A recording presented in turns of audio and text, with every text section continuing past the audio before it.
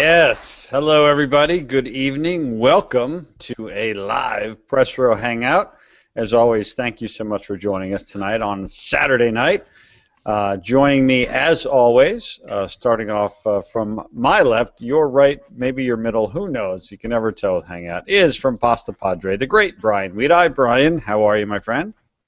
I'll tell you what, I'm hot, Rich, and it's not just about the Madden desyncs. Oh, There have been more 80-degree days here in the Seattle area than history, okay? And every time we have an 80-degree day, I'm like, all right, this has got to be the last hot day of the summer. And then another one comes, and tomorrow at the Seahawks game, if you're watching this afterwards, it happened already, but tomorrow will be the hottest game day in Seattle in Seahawks history also. So, yeah, I'd like to cool down a little bit. I'll tell you, I want that normal Seattle weather back.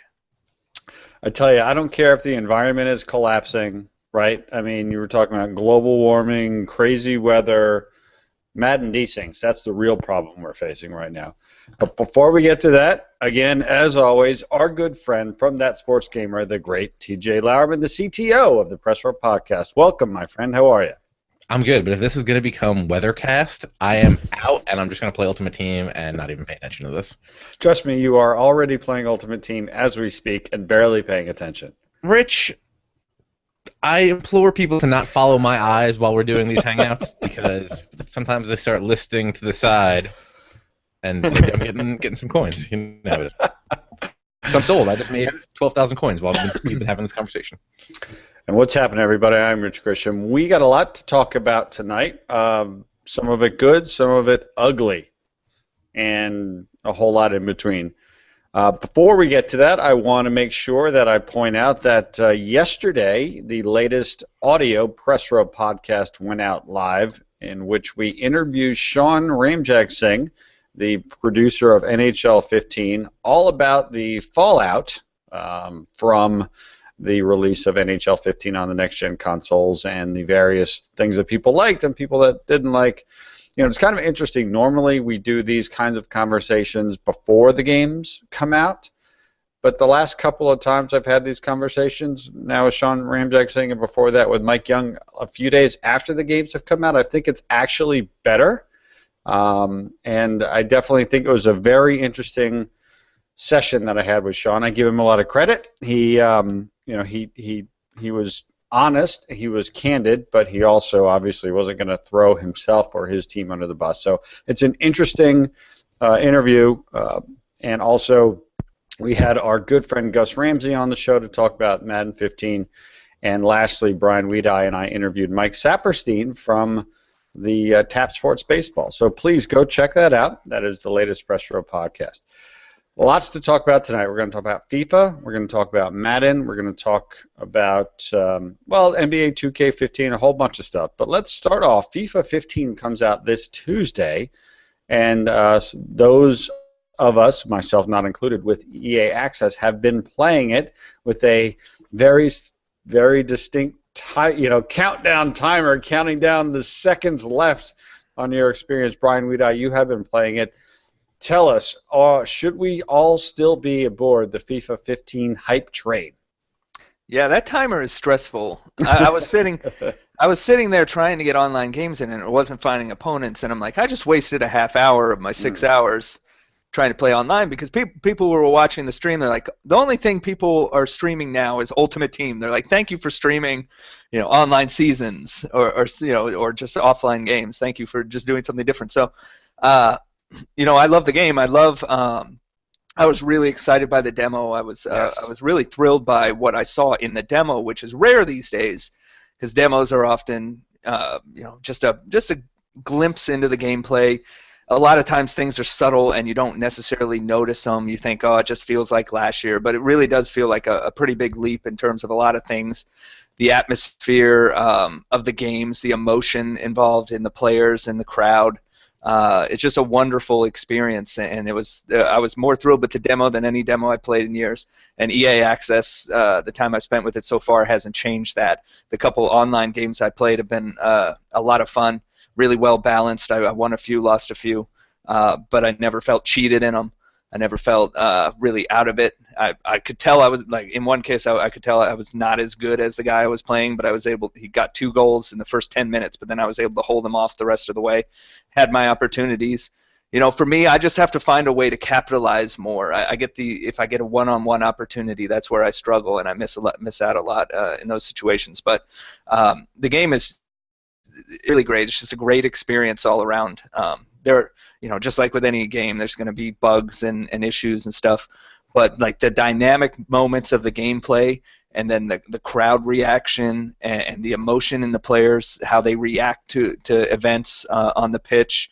It just delivers in a way that is probably, I would say, unrivaled in sports gaming. TJ Lauerman, scale of 1 to 10, how excited for you for Tuesday, the release of FIFA 15? Like an 8, but only because I don't want to spend more money. It would be a 10. You want to send me the game? Hey, I think EA, hearing that EA is at a 10 right now with TJ. Like, we got to get him on board. Yeah.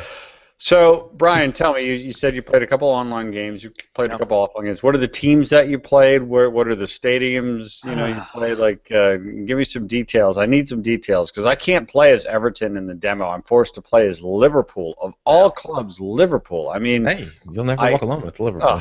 I mean, I understand they're showing off Anfield. I understand they're showing off the crowd singing "You'll Never Walk Alone." I get it, and it's actually really cool. I played a game as Liverpool and against Man City, and I actually scored a goal in like the 92nd minute, and the bench emptied and the crowd sang. It was pretty powerful. Unfortunately, I was sitting there in my Tim Howard jersey, and it didn't really work. But other than that, things were fine. So, any sort of specific clubs, moments, stadiums, anything you can give us? Well, I was a little disappointed in the EA Access because it's clear that either there isn't that many people with EA Access that have gotten on for FIFA 15 at least, or they're all playing Ultimate Team. So I had trouble finding people in those online season games to play. So instead of using my Seattle Sounders and my Swansea City that I adopted 3 or 4 years ago as my EPL team. Not the best choice you've ever made, by the way. Just saying. Interesting choice. I'm perfectly happy with them. All right. Look, they're doing well. They're pretty well so far this season. Yeah, they had a rough. They had a nice couple of 2 or 3 games to start. Yes. Yeah, and it's all downhill from there. But I wanted to get on with them. I'm familiar with them. I in terms of like EPL, I don't know. I'm not an expert on the teams and their styles and the players. I know a little bit about Swansea City, so that's what I wanted to play with, and then the Sounders, obviously, because I see them all the time. Your Sounders, by the way, sorry to interrupt, but your Sounders came to Philadelphia and won the U.S. Open Cup in a game that I watched the entire game, and I tweeted at you late, and you're like, oh, yeah, no, can't even watch it. Yeah, we got screwed here in the Seattle market. For some reason, it wasn't on TV. They had some kind of online stream you could pay for, but that wasn't working. Nice. It wasn't even on radio. So people here were kind of miffed at that whole situation. But Wait, is soccer good on the radio? It's a championship game. I think people just wanted to be part of what was happening, and at least know the only way you could follow it. It turned out was like on Twitter. Yeah. It seems, The good thing is there's not a big following for the Sounders in Seattle. No, they're not that popular. So yeah. It didn't make any sense. But yeah, I mean, I wanted to play with the Sounders in Swansea. I couldn't because the way it matches up, and I even had the settings so that it wouldn't necessarily lock you into teams that are the same star level.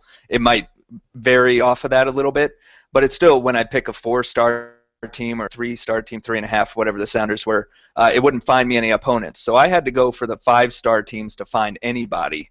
And I don't remember who it was, the Real Madrids or Barcelona, who it was I ended up playing with. But I just kind of took a random 5-star squad and went with it. But besides just that, something I should mention, I was really, really impressed by the way the weather affected the matches. Like, not just in the way like in a rain game, not just the way it affected how the players moved and everything, but the way the ball, it it would affect its path and its speed, and then just the water coming off the turf when you kick it, or the water spraying off the net when it goes in. Just really cool touches like that excited me, and then just the fact that the games were fun and balanced, and there wasn't anything frustrating. Remember how I went back and played World Cup, which was basically 360 PS3 gameplay. Well, it was on 360 PS3, but we had become accustomed to the PS4 and Xbox One version of the game, and it was just so frustrating in the way the way to defend was just to run into people. You couldn't keep possession. It rewarded people who were hyper aggressive. Very tough for someone like me, at least, to capitalize on that and take advantage of what they were opening up by doing that. I think for a lot of people the same, but very balanced effort, even in the online games, which is what I love about online seasons too. I mean, it's they're short enough that you're probably not gonna get quit on, even if you're winning, and they're just really really fun games, and really challenging, but not frustrating. Well, speaking of challenging but not frustrating, we are going to be setting up because FIFA refuses to put in online leagues, we are going to be setting up our own manual online FIFA Premier League. We're going to be keeping track of it. There's not going to be a ton of us. We're thinking 8 to 10 maximum. We're going to set it up like the Premier League, where you're going to have just basically everybody plays everybody, once at home, once on the road. Depending upon how many teams that we have, we might go 3 or 4 matches. But regardless, we're gonna have some fun doing that. So, TJ Lauerman, who are you going to be in the Press Row Premier League? I don't know, you're just kind of throwing it on me right now. That's right. I don't know. Who's good at soccer? Go to Stoke City. PremierLeague.com. There you go. Stoke City. TJ Lauerman, Stoke City. I'll probably be Liverpool. I mean, how many people are we getting in this Well, thing? You said 8 to 10? 8 to 10, maximum 10. And then we're gonna we're just gonna relegate TJ. That's right, exactly. You're not gonna let me be Man U, right? So can I just bring in Bayern? No. We're only doing Premier League. Look, the way I see it is Germany's already taking over most of that whole area of the world because they're the only one with money left. So at some point, Bayern will just be in there. Think about it. They'll be tired of winning the Bundesliga every single year by 48 points. I guess I'll go with Liverpool. I got some Liverpool jerseys. All right. Sure. I mean, I'm obviously going to be Everton, and handicapping yourself right there. Well, that's all right. I mean, I'm an Everton supporter. What am I going to do? I'm going to take Man City. I'm going to take Arsenal. Going to take Chelsea. I mean, no, I can't do that. Can I be the Merseyside Red in this game? Are they not a choice?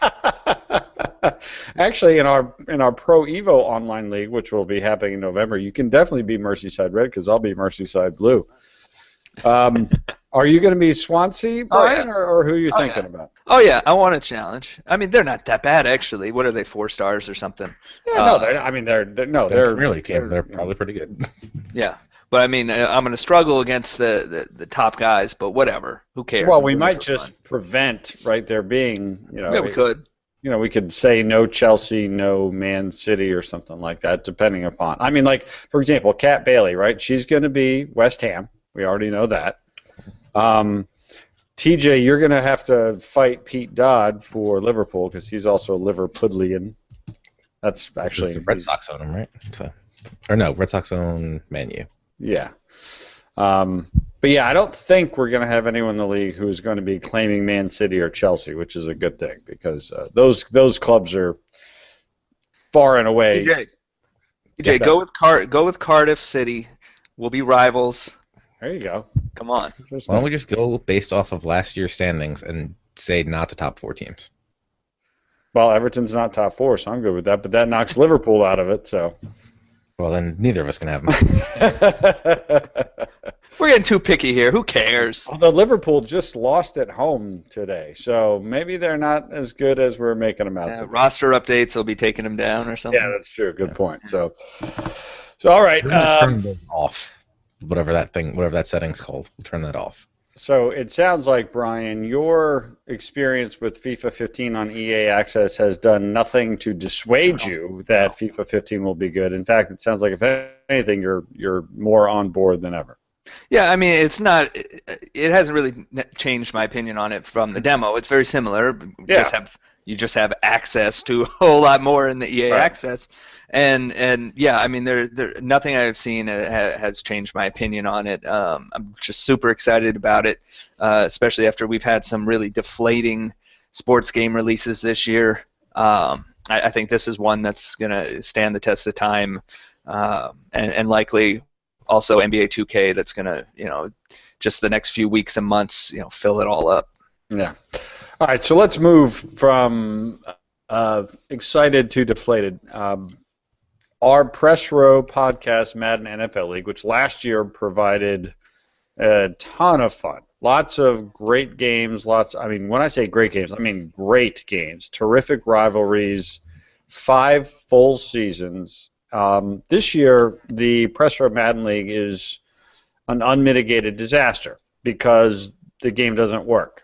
The online CFM is completely broken on the PS4. We are having constant desyncs. There are now 19 players in the league. A couple have left because of it. I played Corey Andrus last night, or tried to play twice. We had 2 desyncs tonight. Owen Good tried to play Gus Ramsey 4 times. They had 4 desyncs. Brian Weedai, you and the Chargers were playing a game. There was a minute left in the game, and you had a desync. I mean, me and Brian had a desync before the first snap, I think. Well, we were trying something. We were trying with our separate cameras, right? Because there was this theory, and it was floated by some people who started to put things together, but also EA, that it was related to cameras. So, but one of my favorite things about this damn game this year is the ability to change cameras before every snap or whenever you want to do it. And so I was like, no, let's just try it anyway, and we desynced before the first snap. But things have gotten like progressively worse in the last week. And it has nothing to do with any of the settings, despite what EA might say, or despite what some people. Every time I post about it, Rich, I get somebody saying, "Oh yeah, you got to turn your camera toggle off." And like, we already did that, okay? And it works fine in Ultimate Team. Yeah, of course it does. Yeah. See, here's the thing, right? This is one of the reasons that it's almost ridiculous. It's almost unfair to write a review of a major sports game in the first few days after its release, right? Because the way that I personally play Madden is in our online league.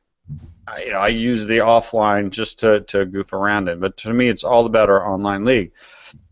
The fact is, at least on the PlayStation 4, there are serious fundamental problems that make this game completely worthless. I mean, completely worthless.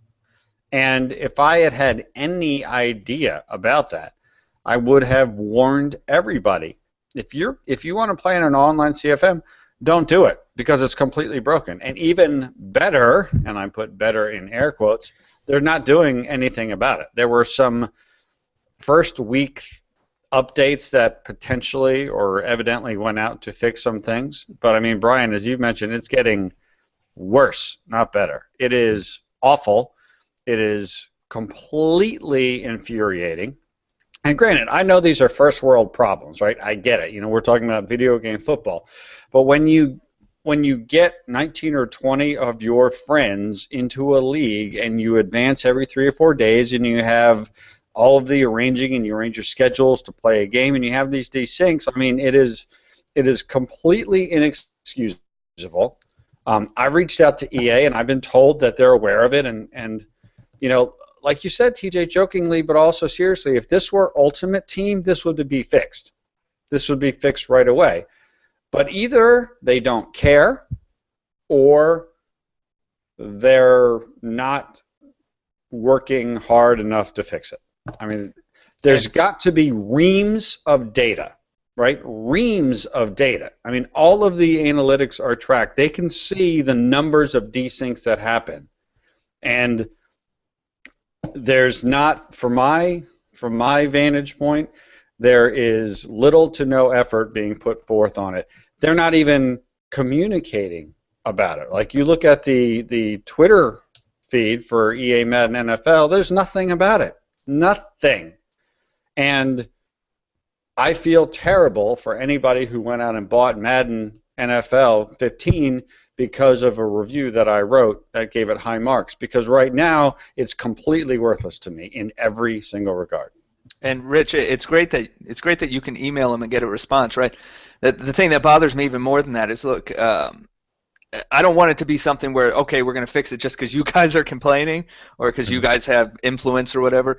There's so many people out there who, before even we started hitting them, were having issues with it, and EA didn't respond, and they didn't care. They're more worried. All they worry about is Ultimate Team, and I mean, we talk about it many times on the Hangouts and podcasts, and how, look.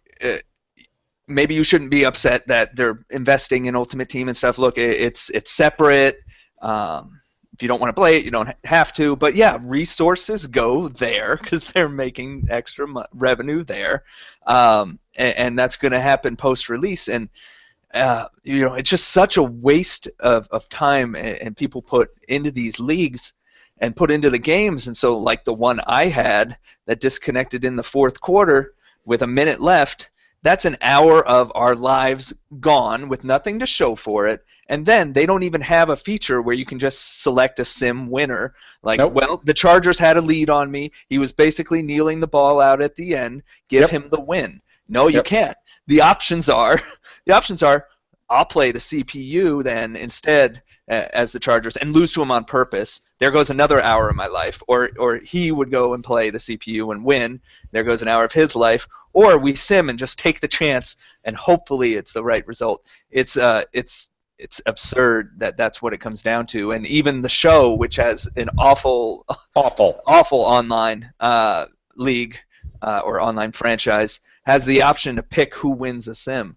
Yeah. But I mean, this is another feature. There's a number of them in Connected Franchise where you say, look, Connected Franchise has a ton of great features that other games don't even have. So we always want to give credit to that. But there's features like that one. Who cares, Ryan? Yeah. Who cares if the games don't work? Mm-hmm. It doesn't make the slightest bit of difference if the games don't work. And at least on the PlayStation 4, it does not work. We have had virtually every single member of our league have multiple desyncs, and we are almost a month since its release.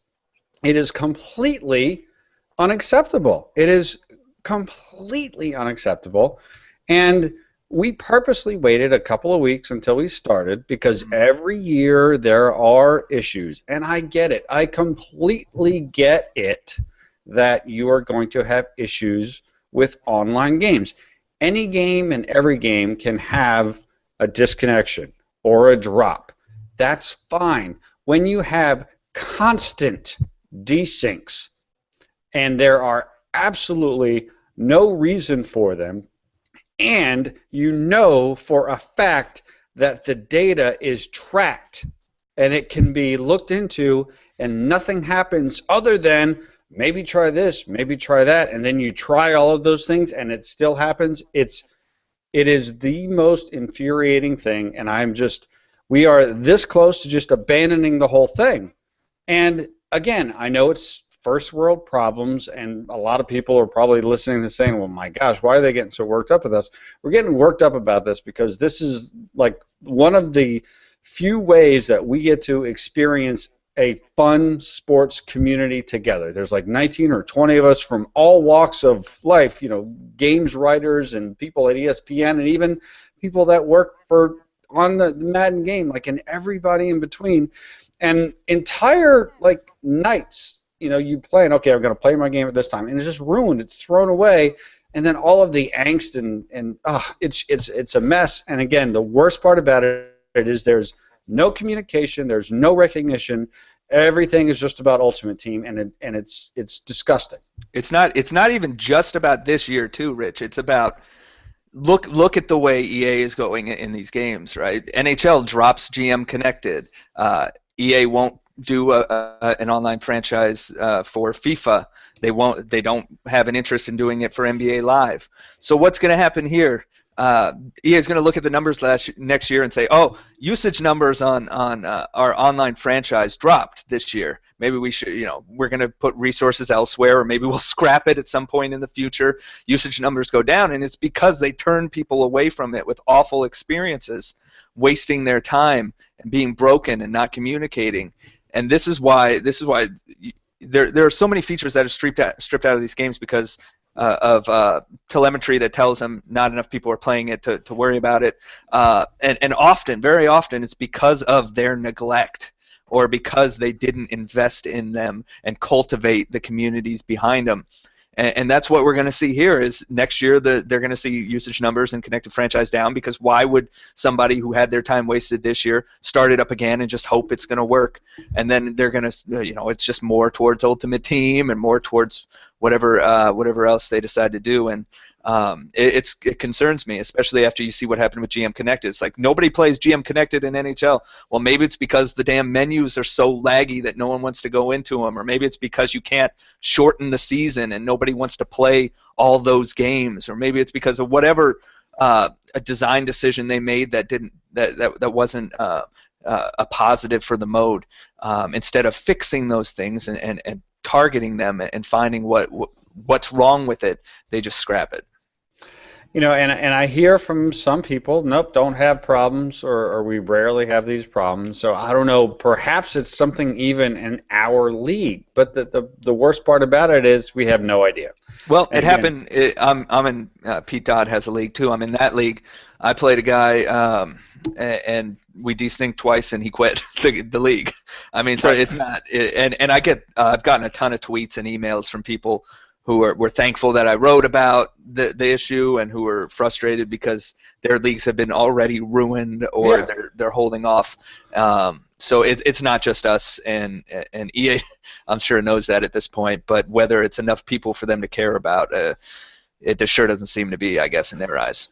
Well, I mean, I'm sure Josh Lumen, right, who is the guy behind CFM, cares, right? I don't want to accuse individual people of not caring, but I mean, perhaps he's not given the opportunity to figure out what it is, right? Or perhaps, right, even it could be as simple as the fact that, yes, there's all of this data, but they're not properly logging it, so they can't track it and they can't replicate it. Like bugs. Some bugs in software are extremely difficult to find, and then when you've got all of this stuff being online and all of the different things that could be going on, the different variables could throw it into a loop. But on the other hand, that's why you have consoles, right? Consoles are supposed to sort of be almost like a control group where you can't have that many different variables. TJ, do you think that there will be a fix announced for online CFM desyncs on the PlayStation 4 that's going to make this better? Or do you think that we're just going to continue to be strung along, and ultimately just this is going to be something that gets abandoned by the vast majority of people who are trying to make this happen? I want to hold out hope, but I've also never been so hopeful that I have 3 consecutive CPU games and I'm not going to have a disconnect in our next 3 weeks. I've never been this excited in my life, because we played, 5 seasons last year, and we started this, and every time you're going to play a human in this league, it's like, yes, we're going to have a game, there's going to be great write-ups after it, and now it's just nothing but anger in the email string. And I really feel bad for the majority of you guys, because this is all you play of Madden, is the CFM. Yes. Now it's at the point where I'll be sitting there playing Ultimate Team, and someone will have to message me and be like, hey, are you going to play your CFM game? And it's like, do I really want to, and go through that frustration? And now I have to go, like the first week with me and Gus, we were going to play Monday night, tried twice, lost an hour of our lives, or maybe 2 hours of our lives that night. Then the next day it's like, do we really want to do this? We played, thankfully it worked. Then the next game I go to play Rich. Did we have 1 or 2? I feel like we had 1. Yeah, at least one.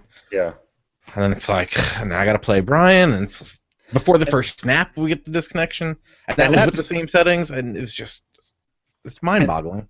And that's the other thing. Like, once it starts happening, then you can't even enjoy the game when you're playing. Like last night. Because you're worried. Or even when you're not playing, just thinking, well, I'm going to play this guy tonight at 10. Absolutely. I'm probably not going to be done till 1 o'clock, because who knows how many times we're going to have to restart this. Yeah, last night I was live streaming my game with Corey, and the first game I was sort of joking. I was like, "Oh, the desync is coming anytime." Ha ha ha. We made it to like midway through the second quarter, and then we got the desync. Then in the second game, I was up 17 nothing, and then I picked the ball off, and I was like close to going up 24 nothing, and again it was like late in the second quarter. I'm like, we're gonna desync any minute now. I just know it. And then like literally within a minute we desync. So not only is it frustrating when it happens, now I can't even enjoy playing the game because I know it's gonna happen.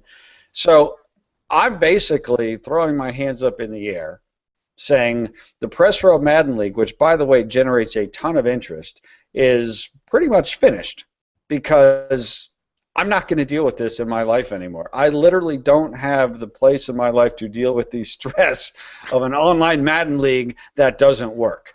Look at all these grays I'm getting. It's ridiculous. It's awful. It is awful, and the worst part about it is this is something that we all used to look forward to so much. Once or twice a week, being able to play a game against a person that you know is going to be fun. They're going to play the game the right way. You might win, you might lose, but who cares because it's going to be fun. That's all out the window. And then you start to take the long view. You're like, well, we have a MLB The Show online league that is only fun because we never play each other, right? And it doesn't even work. Every time I play a game, something stupid happens. Today I went to play a game, and the starting pitcher was Madison Bumgarner, whose energy was down to like 5% as the starting pitcher because the mode is so completely stupid and broken, right? But the game is so good, we're trying to fight through it. You know, FIFA doesn't have online leagues, so we're going to basically go back to the days of freaking pen and paper so that we can try to do that. NBA 2K, all of a sudden, the one game, or not the one game, but the one game that didn't even have functioning online leagues is like our last hope to have an online league. And the worst part about it is we all know these things are all going to be completely gone in a year or two. They're all going to be completely gone. And the best part is with NBA, all the cool stuff is in the offline league. Of course. It's amazing. And I don't know what to do. Like, I don't know what to do. I sound like a raving lunatic. Rich, I got the answer for you. Play Ultimate Team. Your answer is what's destroying sports games, TJ. It's destroying sports games. Hey, I'm having fun. I spent like 2 hours today just tinkering around with the Ultimate Team web app for FIFA, getting my squad ready to go. If you're just joining the show, Rich Grisham is venting. He's very upset. The steam is floating out of his ears. He needed this. He needed this. Earlier today in the email thread, he said he was going to go off, and he delivered, I believe. So anyway, I'm holding out hope, but I don't know why. Hold it. Well, you know, the reason I'm holding out hope is because it worked last year. That's why. It did work last year. Well, that's why it's worse. That's why right. this hurts us even more, is because we're not going into it like with the show where we were like, this is probably never going to work. Right. We went into it expecting to have a good experience, and to be met with something other than that, it just hits you even harder. Well, not only did we expect it, but we basically said this is why it's a good game. Yeah. Like, I guarantee you, Brian and TJ, there are people out there who thought, hey, you know what? I hear these guys talk about their online league all the time. That probably factored into them spending $60 to buy this game. Mm-hmm. And right now, that mode just flat out doesn't work. Yeah, and our buddy, I've been talking to our buddy Chad, and he's like, we got 20 guys ready to go. I'm like, don't do it. That's what I said. All you're going to do is get everybody pissed off the first week. That's what I told him the same thing last night. I said, don't bother. Don't do it. It's not worth the frustration. All right. Well, let's move on to NBA 2K15. Lots of stuff coming out about NBA 2K15. I'm trying to put my positive face back on and be excited. I am, by the way, genuinely excited about NBA 2K15. I had a lot of fun playing a lot of different modes of NBA 2K14, online leagues not being one of them, but I hope that those are, as you heard in the show that we did a few weeks ago, they're promising them to be full functioning online leagues. We'll see what happens. But lot of new stuff has come out. NBA 2K TV, face scanning, new career storylines, a whole bunch of stuff. So start with you, Brian Weedeye. What have you seen coming out of the NBA 2K15 camp that has you most interested or intrigued? Well, I think there's a lot involved there, and we're only 2 weeks away from release, really, and they haven't even gotten into career mode yet, except for the ability to scan your face with the PlayStation 4 camera and connect, which I think is great. We just had this conversation. It was 2 weeks ago. It was our last hangout when Ian Cummings was on, and we were talking about why has EA removed game face from most of their games. And you know, we go back and you look, it was introduced 7 years ago. They never updated the technology behind it, and there were issues with copyright and infringement and stuff like that. So there was a lot of concerns there, and whether the cameras could actually replicate faces to the detail that are necessary these days. So I think it's a great addition for NBA 2K because career mode is such a big part of that game, and you have a certain attachment to your character if you recognize them instead of just some generic thing you kind of put together and create a player mode. So having that in there now, you're not going to be able to take a photograph and create a celebrity like I used to do, or like many people did and shared and all that stuff. But to get yourself in there and at least look kind of like you, I think that makes a bigger impact, a bigger emotional connection to your player for using in the career mode and using in the park and my GM, wherever else your my player shows up. So I think the face scan is a pretty big feature. It's not going to change the game, but it is going to, I think, enhance your enjoyment of those modes and stuff. And then as far as the career mode goes, I'm hopeful. I don't think it's going to be the case because we already see that they call it an all-new storyline, so it's probably really linear. I would hope that the mode is a little more flexible. I don't want my guy to be an a-hole. I mean, they made it so basically you had to be an a-hole. Brian, we're going for realism here, so I totally disagree. I totally disagree. I mean, maybe I played it differently than you, but I mean, I thought my guy was he was certainly I don't agree with that at all. He was a confident dude, but he's an NBA player, but he wasn't like walking around talking smack or anything other than with his rival. Right. I thought was fun. I actually got a huge kick out of the rivalry thing. I thought that was pretty funny. Yeah, I just even more than that though. I don't want it to be so scripted where you are forced to miss a free throw in a game so that you have free throw practice afterwards because that's just the way it links up. In all likelihood, none of my issues with it are going to be addressed. I mean, I thought it was, like I said last year, I had a lot of fun playing through my career mode.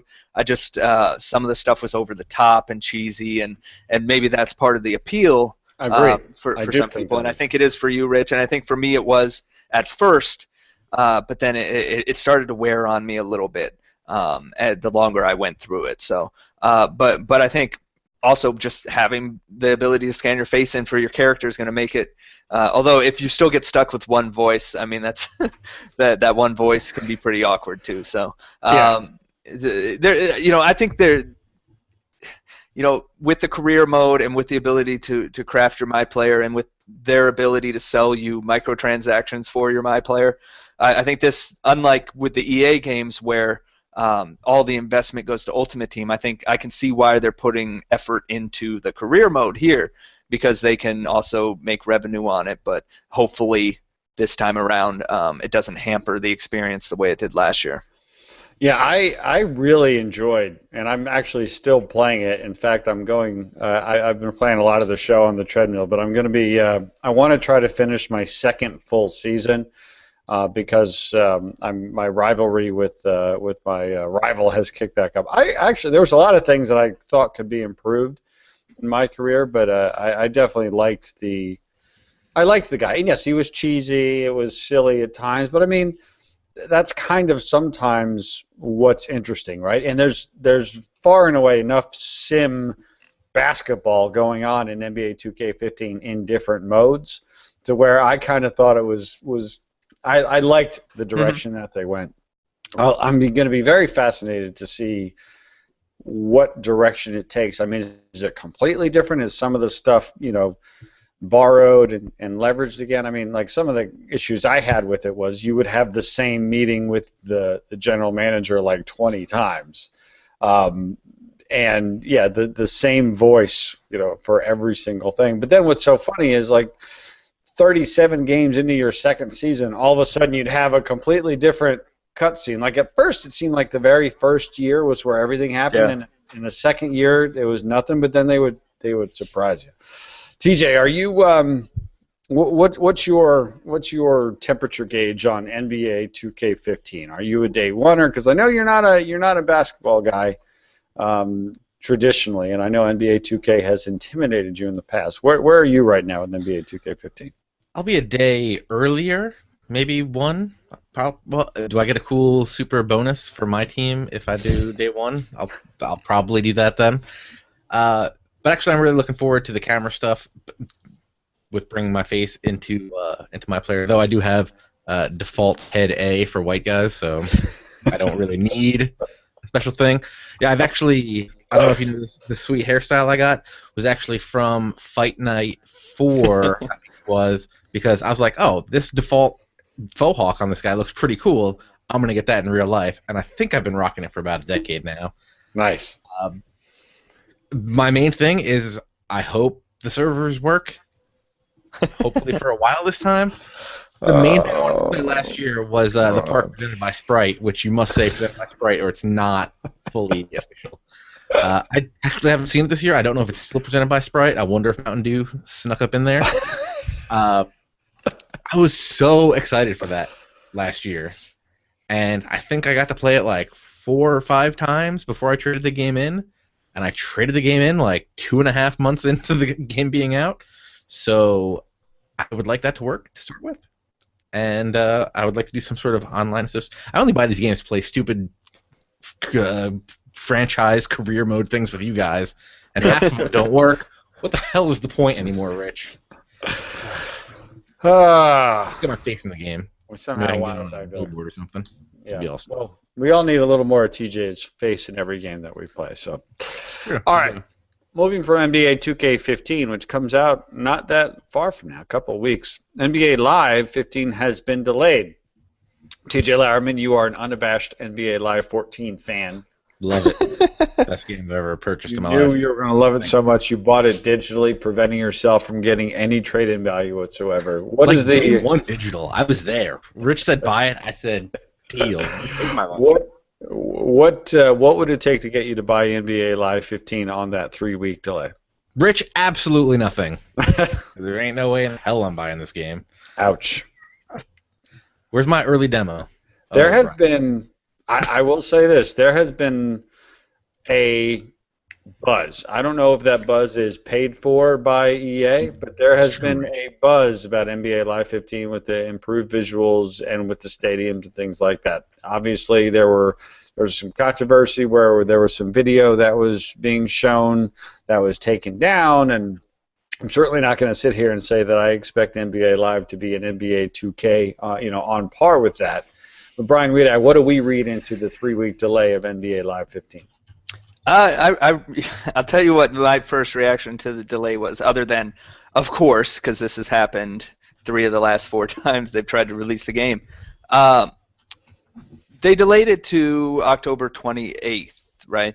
October 28th, the last Tuesday in October, which my understanding is that's the last day a company with the NBA license could release the game without paying a penalty to the league for being late. So what that tells me is the developers probably said, we need more time. How much time can you give us? And EA said 3 weeks.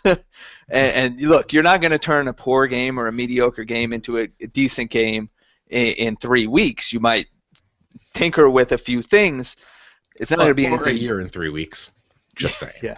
Yeah. You know, EA's history with taking advantage of time is not really on their side here. But what that tells me is they probably needed or wanted more time, ideally, for this game, but they couldn't go past that late October date.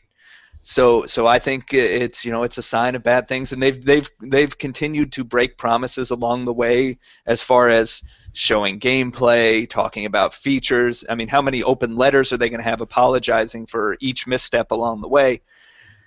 And that it comes 3 weeks after NBA 2K. Look, it wasn't going to compete with 2K on its release date. It's not competition at this point. But how many people are willing to give a game? Look, how many people that bought the game last year, the few people who gave it a chance, they're alienated after that. So who's left, especially after everybody has already bought 2K, instead of just taking maybe a few sales from people who didn't know any better or who are really brand loyal?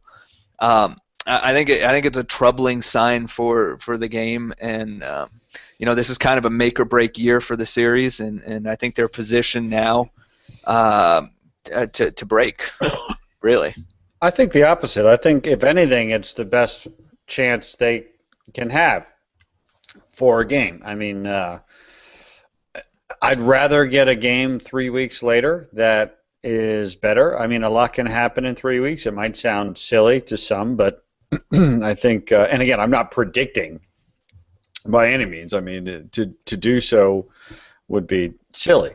But I mean, and I've probably talked about this before in the past, I'm totally fine. You can delay a game as long as you want to. I obviously know sports games have a much shorter shelf life than a non-annualized game. But I mean, 3 weeks is there for a reason. They're going to be able to do something in those 3 weeks, right? Like, if NHL 15 had gotten 3 or 4 additional weeks, it would have probably released with online team play and or EA SHL. Like, that's a fact, because they're releasing, or they're making an update for the game with online team play. Let's see when those updates. Let's see when those come. Right. Again, I'm not predicting it. What I'm saying is, and Sean Ramjack Singh said as much in my interview with him, if they had had a little more time, online team play would have been there. He didn't say also GM Connected and Winter Classic.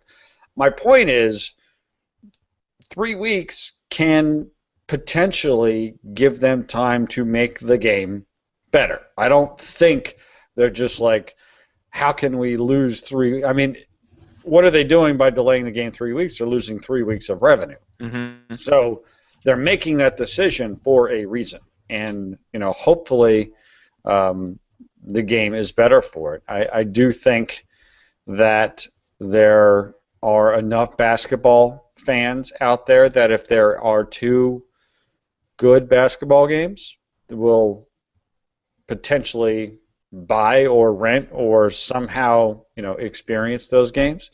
I could be wrong, but it seems to me there's a lot of people out there who want NBA Live to be good, and if it's even close to good, to me that's a good sign, and 3 weeks could potentially get them there. TJ, am I insane, or could that 3 weeks actually help them put something together that would be a more viable product than they had last year? Rich, you're insane, and there's lots of people that want NFL 2K5 to come back. Things just aren't going to happen. So, I mean, we always like to take, or I like to take a cynical look at all this stuff, but I don't think this is going to be any good. And it sucks because we want competition, and sometimes we want competition, and we want it so bad that we can taste it, and then we don't get it. I mean, Rich, what have they done to convince you that this game is going to be better than any other year? Because we got screenshots of shoes and screenshots of arenas and stuff, but the meat of the game, we know they're not really adding features this year or modes. They're not really expanding on those features and modes, which were already paper thin last year. And there's been promises made, but I mean, where's the credibility? I mean, what have they shown it yet? They haven't shown it yet.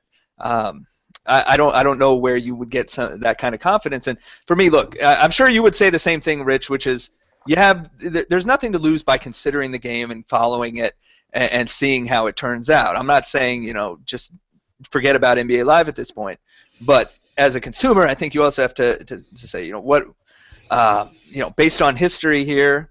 Based on their lack of showing the game really beyond just little tiny things that they keep stressing, how many promises they've broken and how many open letters they've written, why would you invest much time in considering that game beyond just out of a morbid curiosity? I can't argue with any of those things. Again, I'm not predicting that it's somehow going to be significantly better. What I am saying is that everybody who makes software would love more time to make their product better, whatever it is. So, all right. Speaking of coming back, NFL 2K may not be coming back, TJ, but when we all saw the headlines, our eyes sparkled the other day when we saw that NHL 2K was coming back. I was like, wait, what? Is it really? And then we also noticed that it was on mobile platforms only. But yes, NHL 2K back is coming. NHL 2K is coming back for your mobile devices. Brian Weedeye and/or TJ Larrabee, did any of you guys play the last NHL 2K that was on iPhones and iPads? Either of you guys play that? Yeah, don't remember I played it. I doubt you would have downloaded it because their pricing model isn't the free or $1 or $2. If you download it, like $6, I would probably. Yeah, it's $8. I probably picked it up. I don't think I ever played it. I bought it and I played it, and I remember thinking, "Wow, this looks and sounds great." Mm-hmm. And after about 3 or 4 minutes, I'm like, I can't control what's happening on the screen. It looks awesome, and it's completely unplayable. And it'll be very interesting to see what they're doing with it.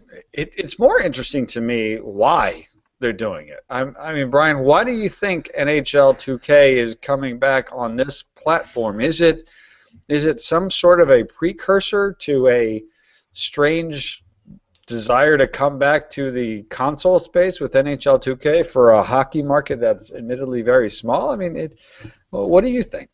I honestly have no idea. I've tried to think about this and come up with a reason, except that EA doesn't put out a hockey game on mobile, so there is an opening there in a sense.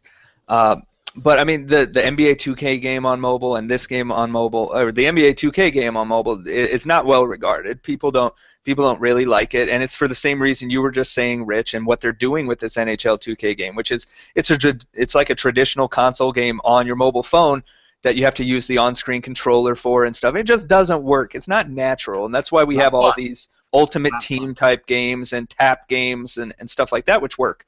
And plus, it's the $8 model, which is, we're not huge fans of the free-to-play model, but just that's such a premium price for a mobile game that it really prices out a whole lot of people that might have interest in it. I'm not sure what their angle is. I don't think they're getting back to consoles. They even said they're not going to. And look, NHL 2K15 had or NHL 15 had a stumble this year. Yes, but there's not, as opposed to basketball. Let me slow down here. As opposed to basketball, where NBA 2K sells 6 million copies a year, so it makes sense that EA would want to get a slice of basketball because they could exist with 1 million to 2 million sales and be profitable. NHL sells at the most 800,000 to 1 million copies a year, so having a second entrant in that space still doesn't make much sense considering all the development costs and stuff. So I think maybe it's just that there really isn't an NHL licensed game on mobile. EA doesn't put one out, so 2K is taking advantage of that. I'm not sure about the potential of the game to be successful necessarily, but that's the only reasoning I could come up with, is that there was kind of an opening there still, and they have some brand recognition left over from 4+ years ago. Well, speaking of mobile and speaking of independent, we, as I mentioned earlier, Brian, you and I chatted with Mike Saperstein, the makers of Tap Sports Baseball, on the Press Run podcast, which got released yesterday. You and TJ in particular have had some pretty good battles in that.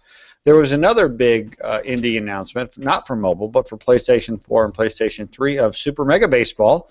TJ Larman, you and I actually played this in its original incarnation back at PAX East 2 years ago. What did when you saw that it was finally announced and sort of in its final place for release? What were your thoughts on that and what you saw in the newest information and trailers versus what we saw when I destroyed you back at PAX East when we played the original incarnation of it? Well, obviously the reason it took so long was to make a game that I will destroy you in. So So they obviously saw a flaw in their preview. I'm actually pretty excited because I know there's no way I'm gonna get my wife ever to play MLB The Show, and this game seems it's kind of got that spiritual successor to like a Nicktoons MLB style game, and those are fun. I mean, it's stupid. I'm gonna lie and say I still play Nicktoons baseball, but I haven't hooked up my 360 in a long time. But if my 360 was hooked up, I would definitely play some Nicktoons baseball because that's the best baseball game on 360, which is that's but like, and especially after seeing how RBI baseball turned out, it's good that there's something else there that doesn't look to just be like a money grab. Yeah, but boy, it's sad that this ends up being a Sony exclusive. Yep. It's funny how that worked out. That was one of my first reactions too. Was just that, wow, Microsoft can't catch a break as far as baseball goes.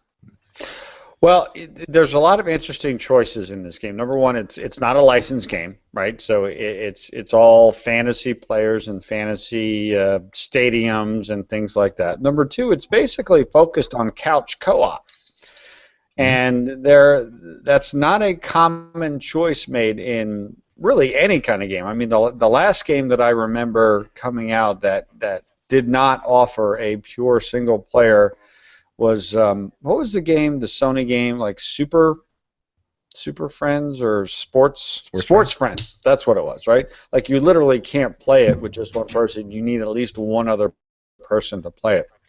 Some interesting choices. Do those choices limit the appeal, or do they potentially actually make it more appealing, Brian Weedeye? Well, I think there's a few different directions to go with that. It limits the appeal for some. I think it limits the exposure for the game not having a license.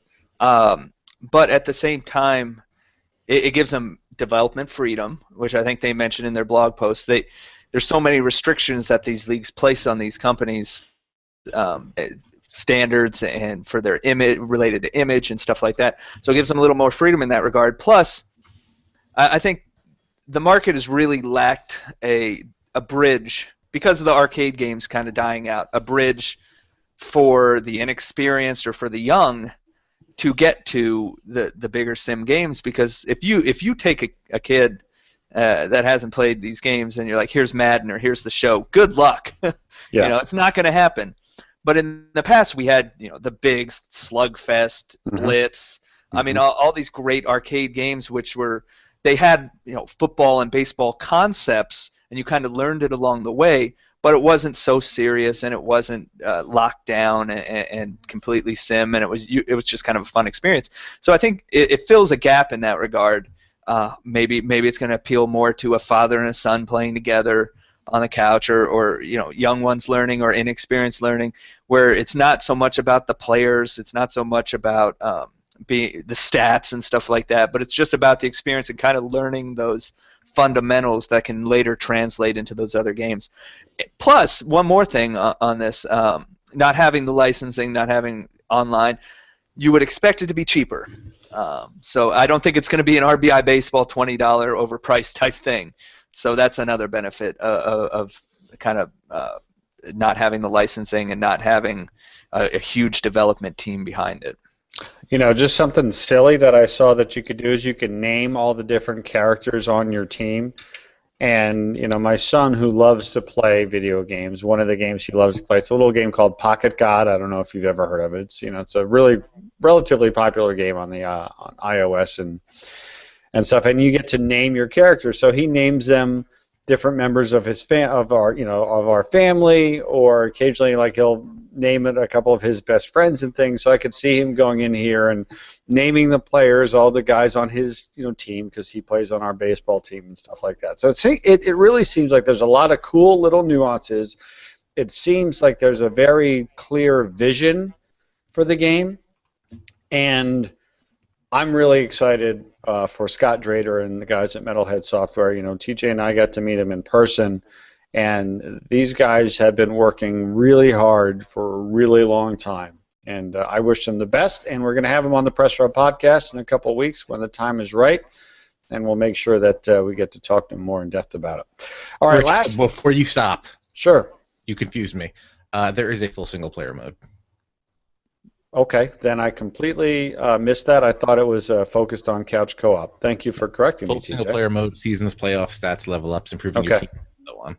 so I I have. mean, I had to go through the comments on the blog post because apparently it was not very clear. Okay, so good, even better. When I talk about a clear vision, I'm really just talking more about like we're gonna make it a simple, fun game. We're gonna make it almost whimsical, and they're gonna focus more on just like you said, Brian. People being able to just have fun without it being that super complex way of playing a game. So best of luck, Scott, and the guys at Metalhead Software. We're rooting for you, and we'll see how it goes. All right, last thing before we go. For Forza Horizon 2 coming out soon. I played the demo. It is awesome. I love it.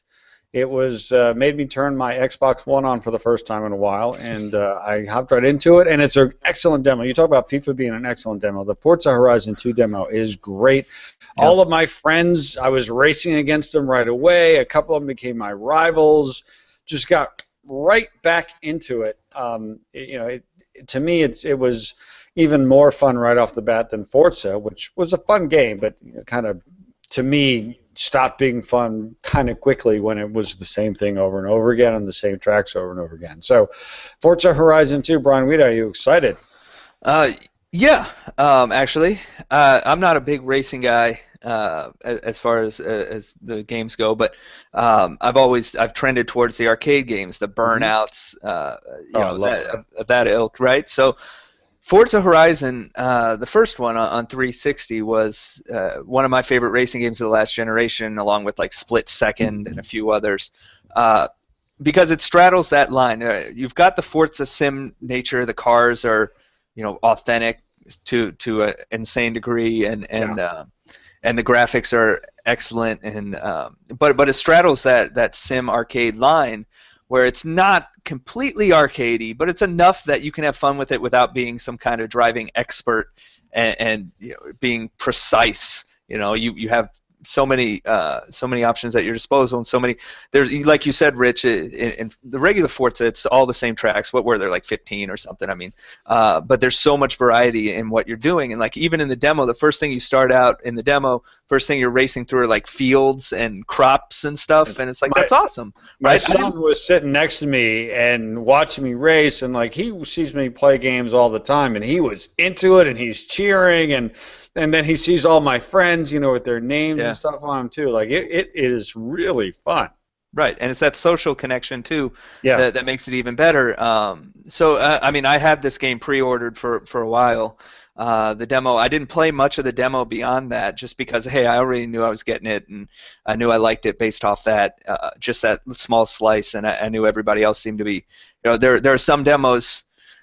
We talked about FIFA earlier, and this one, where I think demos, when companies are talking about going away from demos, and because oftentimes they believe that they lose themselves more often than gain them, we have two right here, the evidence otherwise, with FIFA and Forza Horizon 2, where as far as I've seen, people saying, I played the demo, now I want to get the game, and the poll I had posted for FIFA showed that like 30-some% of people, and this is a couple or 4,000 people in the poll, 36% said they were more likely to buy the game because of the demo. So, I think this is exciting. It gives me something else to play on the Xbox besides my EA access. That's really it at this point.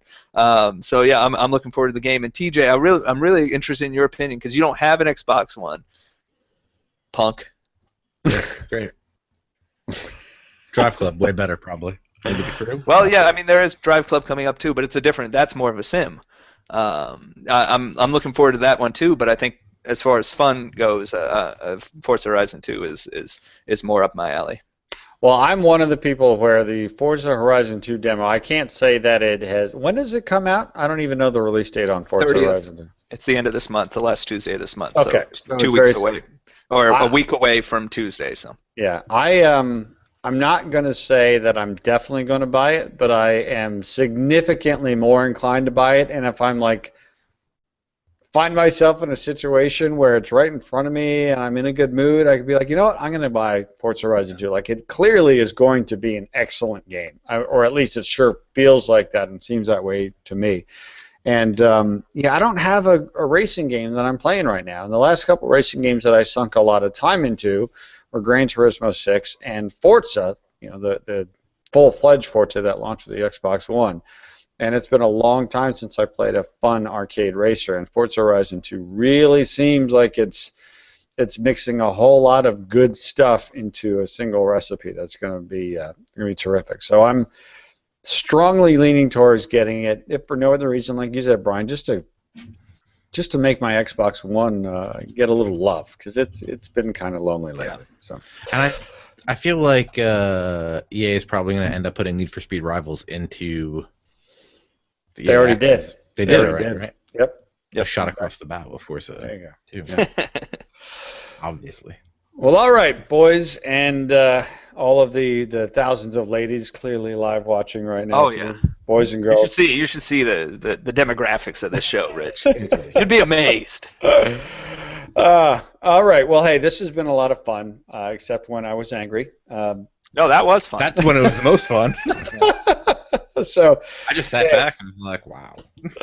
I want to thank everybody for watching tonight, and just say what I always say at the end of these shows, which is that we really appreciate it very much. We hope that you will head on to iTunes and go subscribe to the Press Row podcast. The return of the That Sports Gamer show is soon. Very soon. I have a day. I've already figured out the day that it's going to come out. He's been tweeting. I look forward to that coming back into my life. Most of my favorite podcasts have disappeared. I'm glad that is coming back, so look for that as well. Brian Weedi, you've been doing daily videos now, too, which are getting a lot of positive feedback. The Daily Dish, a lot of good stuff going on over there. People like it. I think it's terrific. So please make sure you check those out.